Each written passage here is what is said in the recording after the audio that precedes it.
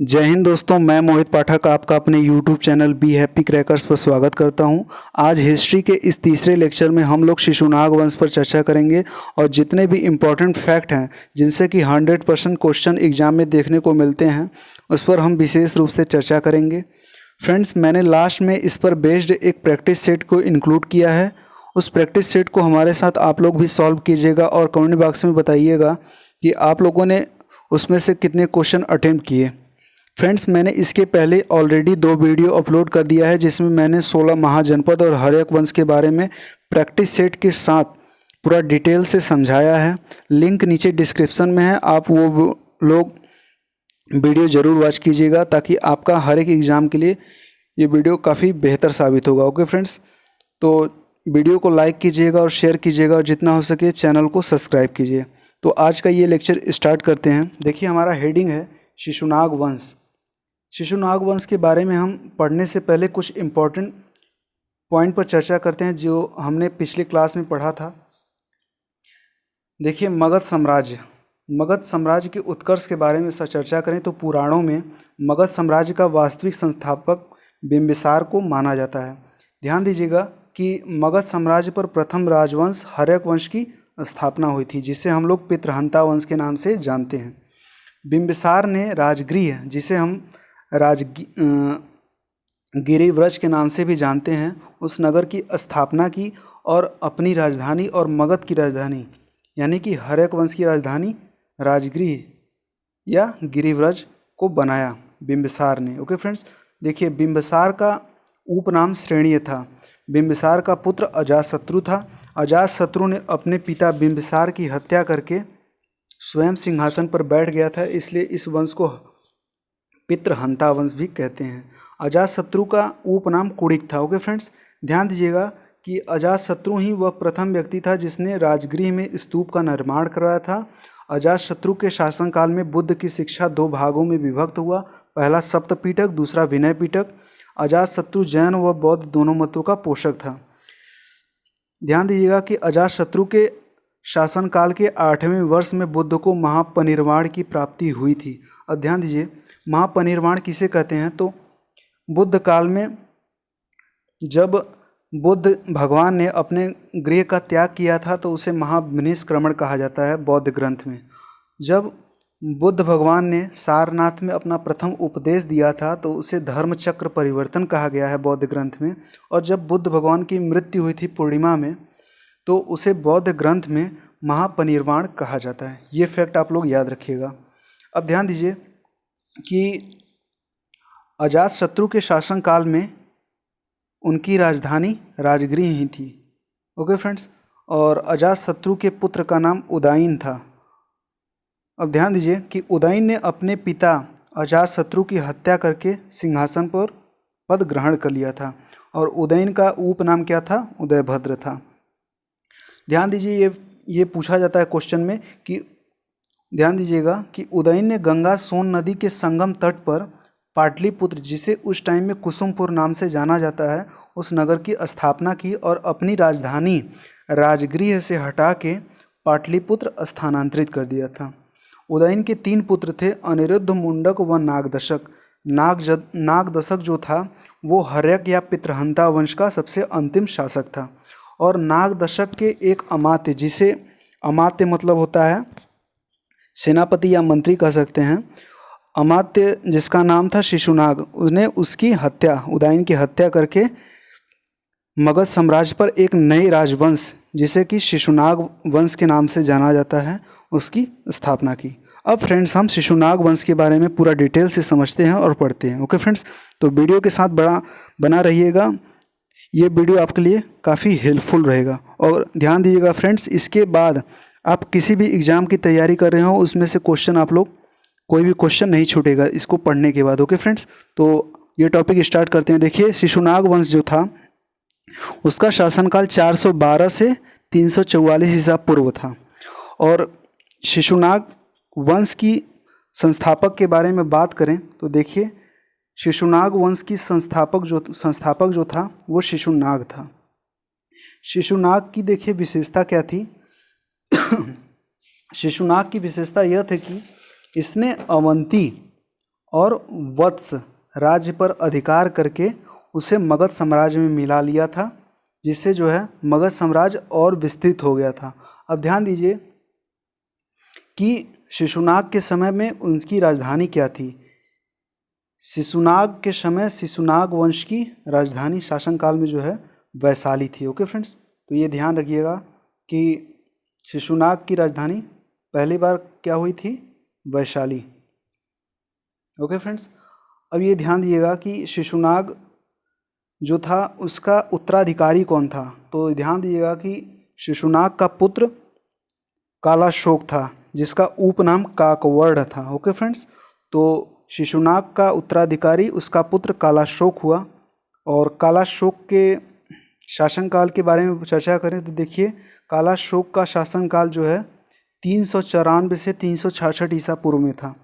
कालाशोक को काकवर्ण के नाम से भी जाना जाता है। ओके फ्रेंड्स, देखिए राजधानी की बात करें तो ध्यान दीजिएगा कि कालाशोक के शासनकाल में शिशुनाग वंश की राजधानी पाटलिपुत्र थी। ओके फ्रेंड्स, और ये ध्यान दीजिएगा फैक्ट कि पाटलिपुत्र जब कालाशोक ने अपनी राजधानी स्थानांतरित की, उसके बाद मगध की साम्राज्य की राजधानी जो है पाटलिपुत्र के बाद कहीं भी चेंज नहीं हुई, यानी कि अंत तक जो है राजधानी पाटलिपुत्र ही थी। ओके फ्रेंड्स, अब देखिए कालाशोक के शासनकाल के समय में उनकी विशेषता के बारे में चर्चा करें तो देखिए ये इंपॉर्टेंट पॉइंट है।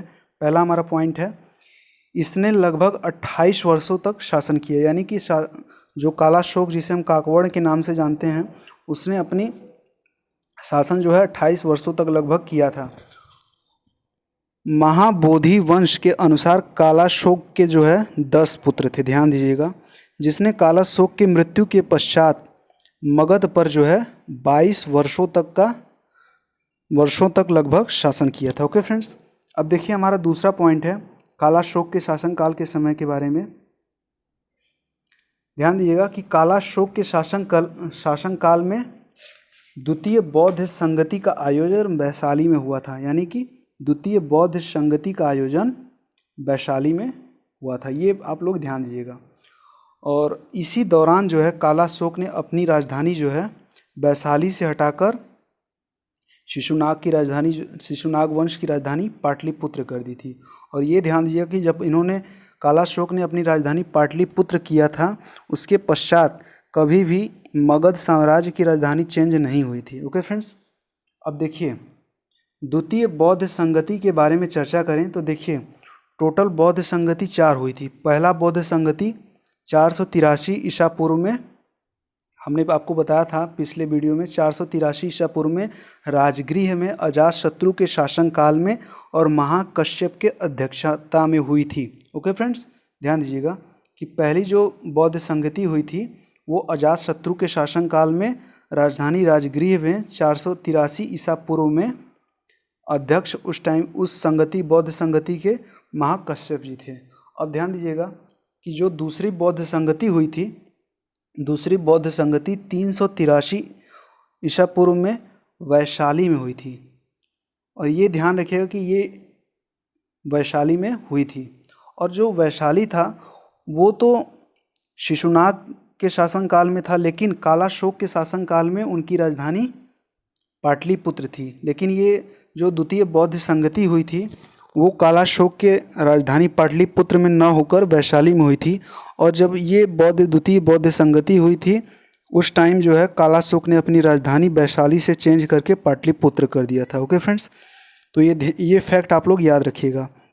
और यह जो द्वितीय बौद्ध संगति हुआ था यह साबक मीर के अध्यक्षता में कालाशोक के शासनकाल में वैशाली में हुआ था। ये फैक्ट आप लोग याद रखिएगा। ओके फ्रेंड्स, और जो तृतीय बौद्ध संगति की बात करें तो तृतीय बौद्ध संगति हमारा 250 ईसा पूर्व में पाटलिपुत्र में अशोक, जिसे हम देवान प्रियदर्शनी के नाम से भी जानते हैं, उनके शासनकाल में हुई थी। और उस टाइम तृतीय बौद्ध संगति के अध्यक्ष कौन थे, तो तृतीय बौद्ध संगति के अध्यक्ष मोगलीपुत्र तिस्य थे। ओके फ्रेंड्स, और चतुर्थ बौद्ध संगति की बात करें तो 98 ईसा पूर्व में कनिष्क के शासनकाल में जिनकी अध्यक्षता जो है वसुमित्र ने की थी। कुंडलवन कहाँ पड़ता है, कुंडलवन जो है वर्तमान समय में कश्मीर में पड़ता है। ओके फ्रेंड्स, ये आप लोग पॉइंट याद रखिएगा।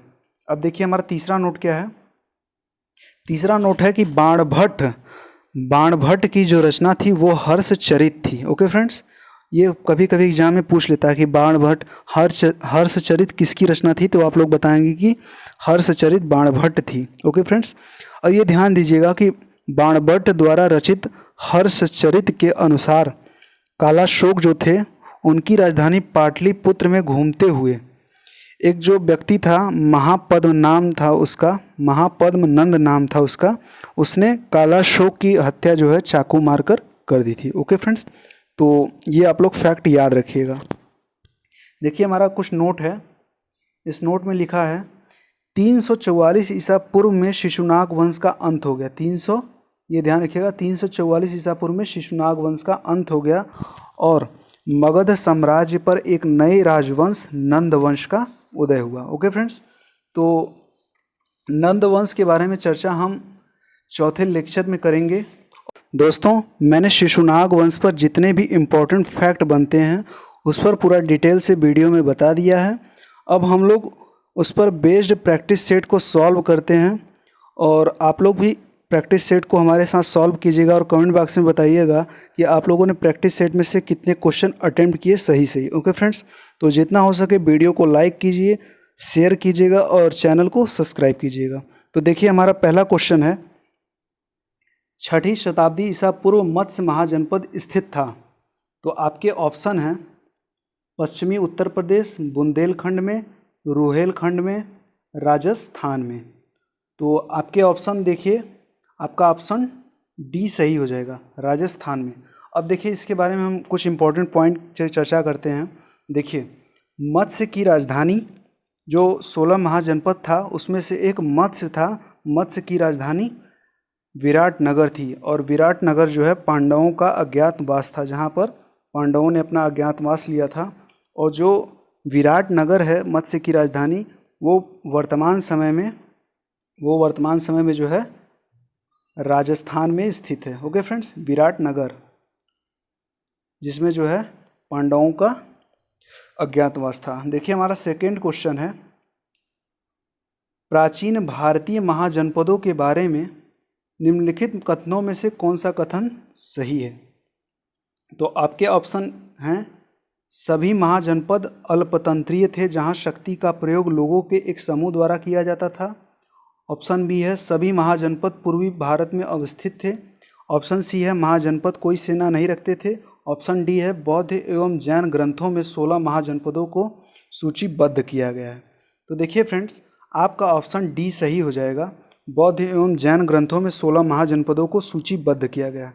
अब देखिए इससे इम्पोर्टेंट फैक्ट क्या है आपको हम बताते हैं कि जो भगवती सूत्र है जो कि जैन ग्रंथ से संबंधित है, और जो अंगुत्तर निकाय है, अंगुत्तर निकाय आपका बौद्ध धर्म से संबंधित है, इन दोनों ग्रंथों में 16 महाजनपदों का उल्लेख है। ओके फ्रेंड्स, और एक पॉइंट ये जान लीजिएगा कि 6वीं सदी में व्याकरणकर्ता जिसने जो है अष्टाध्यायी की रचना करी थी, उनका नाम पाणि है। उन्होंने 6वीं शताब्दी में 22 महाजनपद के बारे में उल्लेख किया था और उसमें से 3 सबसे महत्वपूर्ण महाजनपद जो थे मगध, कोसल और वत्स थे। ओके फ्रेंड्स, हमारा अब नेक्स्ट क्वेश्चन देखिए क्या है।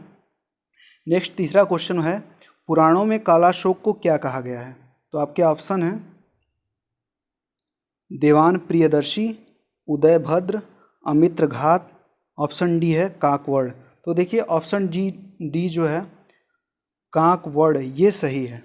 ओके फ्रेंड्स, यानी कि कालाशोक का उपनाम क्या था, काकवड़ पुराणों में। ओके फ्रेंड्स, अब देखिए कुछ इंपॉर्टेंट पॉइंट आपको बताते हैं ताकि आप लोग के दिमाग में कंसेप्ट बना रहे।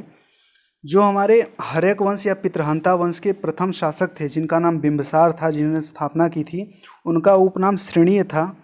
और जो अजातशत्रु थे दूसरे शासक हर्यक वंश के, उनका उपनाम कुणिक था। और तीसरे शासक उदयन का नाम उदयभद्र था। ओके फ्रेंड्स, उपनाम ये था उदयभद्र। और कालाशोक का उपनाम क्या था, कालाशोक का उपनाम था काकवड़। देखिए हमारा नेक्स्ट क्वेश्चन है चौथा क्वेश्चन है, शिशुनाग वंश के पहले मगध साम्राज्य पर किस वंश का शासन था। तो आपके ऑप्शन हैं गुप्त वंश, नंद वंश, हर्यक वंश, मौर्य वंश। तो देखिए आपके ऑप्शन जो है इसमें से कौन सा सही होगा? आपका ऑप्शन हर्यक वंश यानी कि ऑप्शन सी सही हो जाएगा। देखिए हर्यक वंश को हम किस नाम से जानते हैं? हर्यक वंश को हम पितृहंता के वंश के नाम से भी जानते हैं। क्यों जानते हैं? क्योंकि इसमें से जो भी व्यक्ति था वो अपने ही पिता की हत्या करके सिंहासन पर बैठ जाता था, इसलिए हर्यक वंश को पितृहंता वंश के नाम से जानते हैं। देखिए हमारा नेक्स्ट क्वेश्चन है 5वां। द्वितीय बौद्ध संगति किसके शासनकाल में हुआ था? आपके ऑप्शन हैं ए अजातशत्रु, बी कालाशोक, सी अशोक, डी कनिष्क।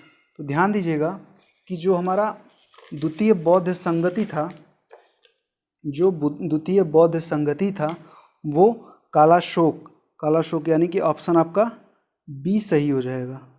कालाशोक या काकवड़ के समय में हुआ था। और ये ध्यान दीजिएगा कि ये जो द्वितीय बौद्ध संगति था ये 383 ईसा पूर्व में कालाशोक के शासनकाल में वैशाली में हुआ था। लेकिन ये ध्यान दीजिएगा कि कालाशोक के समय जो है उनकी राजधानी वैशाली नहीं थी, बल्कि उनकी राजधानी पाटलिपुत्र थी। ये आप लोग पॉइंट याद रखिएगा, कंफ्यूज मत रहिएगा एग्जाम में। पाटलिपुत्र थी। Okay friends. और इस द्वितीय जो बौद्ध संगति हुई थी इसके अध्यक्ष कौन थे? इसके अध्यक्ष साबक मीर थे। ओके फ्रेंड्स, ये आप लोग ध्यान रखिएगा कि द्वितीय बौद्ध संगति के जो अध्यक्ष थे वो साबक मीर थे। और पहला बौद्ध संगति कब हुआ था? 483 ईसा पूर्व में अजातशत्रु के शासनकाल में राजगृह में हुआ था, जिसके अध्यक्ष महाकश्यप जी थे। Okay friends. और तीसरा बौद्ध संगति पाटलिपुत्र में अशोक के समय में हुआ था 250 ईसा पूर्व में। और तीसरे बौद्ध संगति के अध्यक्ष मोगलीपुत्र तिस्य थे। और चौथा बौद्ध संगति हुआ था कनिष्क के शासनकाल में 98 ईसा पूर्व में, और इसके अध्यक्ष जो है वसुमित्र थे। और ये कहाँ हुआ था? कुंडलवन में। कुंडलवन प्रेजेंट टाइम में कहाँ पर स्थित है? कश्मीर में। मैंने आपको वीडियो में बताया था। Okay friends. देखिए हमारा नेक्स्ट क्वेश्चन है 6वां। कालाशोक के शासनकाल में उनकी राजधानी क्या थी? तो आपके ऑप्शन है वैशाली, बी है पाटलिपुत्र, सी है अवंती, डी है राजगृह। तो ये ध्यान रखिएगा कि कालाशोक के शासनकाल के समय उनकी राजधानी पाटलिपुत्र थी। Okay friends. और ये भी ध्यान रखिएगा कि जब कालाशोक ने द्वितीय बौद्ध संगति के समय अपनी राजधानी वैशाली से चेंज करके पाटलिपुत्र रखा था, उसके बाद मगध जो साम्राज्य था उसकी राजधानी कभी भी चेंज नहीं हुई थी। Okay friends. देखिए हमारा नेक्स्ट क्वेश्चन है शिशुनाग वंश का संस्थापक कौन था? आपके ऑप्शन है शिशुनाग, अशोक, कालाशोक, बिंबिसार। तो देखिए आपका इसमें ऑप्शन ए सही हो जाएगा, शिशुनाग। ध्यान दीजिएगा कि शिशुनाग वंश की स्थापना जो है, शिशुनाग ने हर्यक वंश के राजा जो अंतिम शासक थे नागदशक, शिशुनाग नागदशक के दरबार के जो है अमात्य थे। अमात्य यानी कि मंत्री कह सकते हैं या सेनापति कह सकते हैं, अमात्य थे। उन्होंने जो है शिशुनाग ने अपने राजा जो है हर्यक वंश के अंतिम शासक नागदशक की हत्या करके शिशुनाग वंश की स्थापना की थी और अपनी राजधानी जो है वैशाली में बनाई थी। Okay friends. देखिए हमारा नेक्स्ट क्वेश्चन है 8वां। शिशुनाग वंश के बाद किस वंश की स्थापना हुई थी? तो आपके ऑप्शन है मौर्य वंश, नंद वंश, पितृहंता वंश, हखामनी वंश। तो ध्यान दीजिएगा कि शिशुनाग वंश के बाद ऑप्शन बी क्या है? नंद वंश। नंद वंश सही हो जाएगा। ध्यान दीजिएगा कि पुराणों के अनुसार जो है जो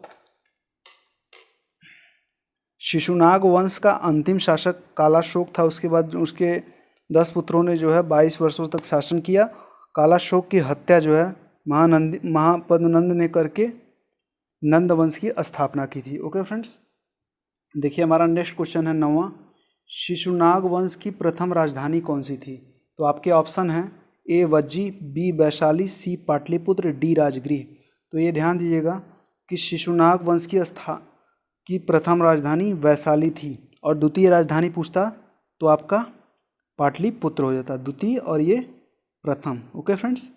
तो ये आप लोग पॉइंट याद रखिएगा। देखिए 10वां हमारा क्वेश्चन है बाणभट्ट रचित हर्षचरित के अनुसार कालाशोक को राजधानी पाटलिपुत्र में घूमते हुए किसने चाकू मार के उनकी हत्या कर दी थी? तो आपके ऑप्शन है शिशुनाग ने, महापद्मनंद ने, घनानंद ने, अजातशत्रु ने। तो ध्यान दीजिएगा कि हर्षचरित्र जो बाणभट्ट का रचना हर्षचरित्र था उसके अनुसार कालाशोक की राजधानी पाटलिपुत्र में घूमते हुए कालाशोक की हत्या जो है महापद्मनंद ने कर दी थी और अपनी नए वंश मगध सम्राट पर नए वंश नंद वंश की स्थापना की थी। ओके फ्रेंड्स, किस वंश की? नंद वंश की महापद्मनंद ने स्थापना की थी। देखिए हमारा नेक्स्ट क्वेश्चन है, किस राजा ने अपनी राजधानी पाटलिपुत्र स्थानांतरित किया और उसके पश्चात मगध साम्राज्य की राजधानी कभी भी परिवर्तित नहीं हुई थी? आपके ऑप्शन हैं अजातशत्रु, चंद्रगुप्त मौर्य, काकवर्ण, पद्मनंद। ओके फ्रेंड्स, तो देखिए आपका ऑप्शन इसमें सी सही हो जाएगा। अब देखिए काकवर्ण मैंने आपको बताया था, काकवर्ण किसे कहा जाता है? काकवर्ण जो है कालाशोक को कहा जाता है।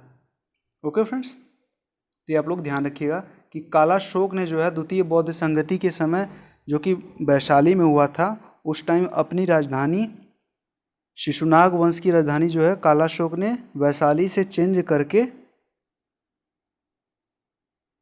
अपनी राजधानी पाटलिपुत्र कर दिया था। ओके फ्रेंड्स, तो हमें उम्मीद है कि ये वीडियो आपको पूरा अच्छा लगा होगा। तो फ्रेंड्स आप लोग जितना हो सके वीडियो को शेयर कीजिएगा दोस्तों के साथ और चैनल को सब्सक्राइब जरूर कीजिएगा। ओके फ्रेंड्स, तो मिलते हैं नेक्स्ट वीडियो में जिसमें हम लोग नंद वंश के बारे में पूरा डिटेल से चर्चा करेंगे और जितने भी इम्पोर्टेंट पॉइंट बनते हैं उसमें हम उस पर प्रैक्टिस सेट के साथ पूरा डिटेल से आपको नेक्स्ट वीडियो में बताएंगे।